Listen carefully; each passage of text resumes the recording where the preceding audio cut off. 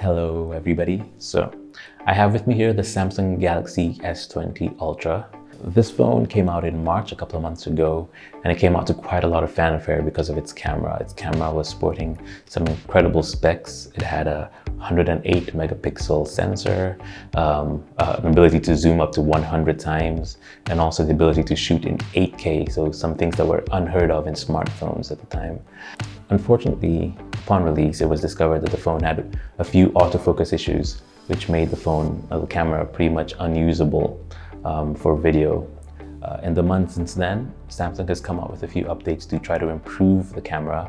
The most recent update came out just a few days ago. So I downloaded the update and I'm going to test the camera to see if the autofocus issues have been resolved. I did a similar test in March right when the phone came out, and we'll be able to see and compare just how much the camera has improved from March till now with this recent update. I'm also going to compare the camera with the iPhone 11 just to see how this camera stacks up against one of the best cameras in the market for video. So without further ado, let's go.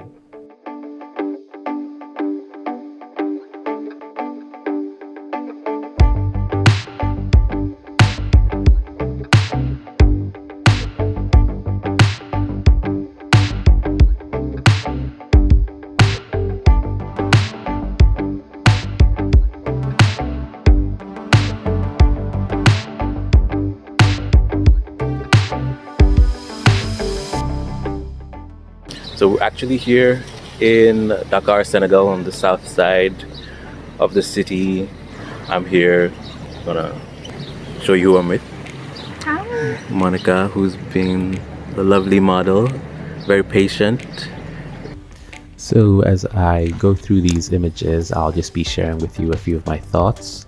Once again, we are in Dakar, Senegal, a beautiful, beautiful city in West Africa by the Atlantic Ocean. Okay, so let's do an autofocus speed test here. You see now she's in focus, and now you're focusing on the ocean. And she's in focus. Lost her a little bit there, but caught her again. Back to the ocean. It struggled a bit since she wasn't looking at the camera, but it's holding up fine now as I approach. And as she looks away, it struggles again, but while she's looking at the camera, it's doing fine. Okay, so we'll try this again, this time with the zoom camera. So we've zoomed in 5 times now using the Periscope telephoto sensor. And it's doing a great job just focusing on her and back to the ocean. And on her and the ocean. I don't think there's any problem with this zoom or telephoto sensor. So I really like this shot here as she walks into frame. I like the blue in the sky. It's definitely been enhanced in processing, but I don't mind that one bit. I think it's actually quite a good look. I'm gonna shift lenses now to the main sensor and now to the 5x telephoto sensor, just to show you how versatile the phone is.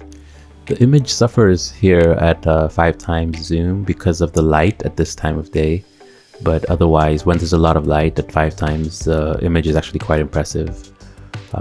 So right now we're back to the ultra wide, and I really like just how much you can see in frame. You can see pretty much everything from the trees to the ocean, and it's once again another really beautiful shot. It's pretty impressive what you can get with this phone. You know, like, this is impossible because the sun is shining on me. I asked her to stand facing the sun so I could have the golden hour light behind me, and she wasn't enjoying that too much with the sun in her eyes. So in my last video, the two of us came to this spot and we tested out the camera in March when it had just come out, and I can definitely notice that there are some clear improvements. I'm actually very impressed, especially as we shift here to the 5x zoom camera. I love the depth of field. I love the blurry background, the way the ocean is blurred out.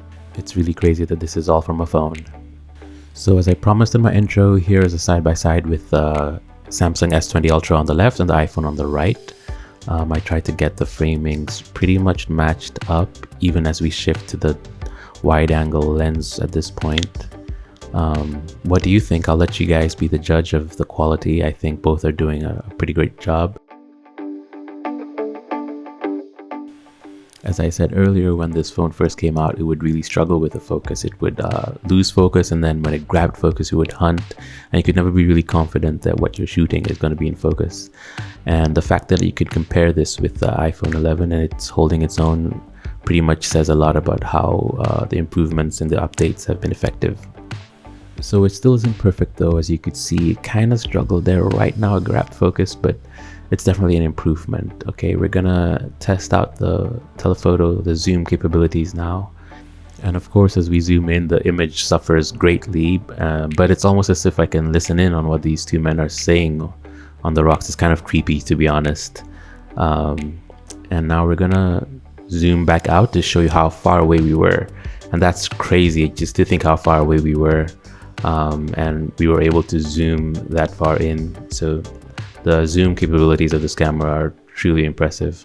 So here's another shot from another spot to show you how impressive the zoom is. So we've zoomed in 5 times now, and we're gonna be able to zoom in even further. So I'm going to go to the maximum zoom to see if we can make out some text in the canoe over there, and I can see, yeah, I can read it perfectly. And I'm going to zoom right back out to show you how far away I was from that. And this is a final zoom test. So we're going to start here looking at the water, panning up to see the skyline. Here we are at 1 times zoom. We're going to shift to 5 times zoom. And I'm really enjoying the image here at 5 times. We're going to try to go even further to look at some of the buildings in detail. So we're going to go to the maximum at 20 times zoom, trying to go there gradually. And as smoothly as I'm trying to do it, it was kind of stuttery, unfortunately. But you can see some of the text there in the buildings, and you can actually see someone swimming. So the last thing I wanted to test out before calling it a day was the 8K video, and I don't typically shoot in 8K. I barely started shooting in 4K, but I really wanted to just test this out and see how it looks, and I'm really impressed with the level of detail that I'm seeing as I'm watching this on a 4K monitor.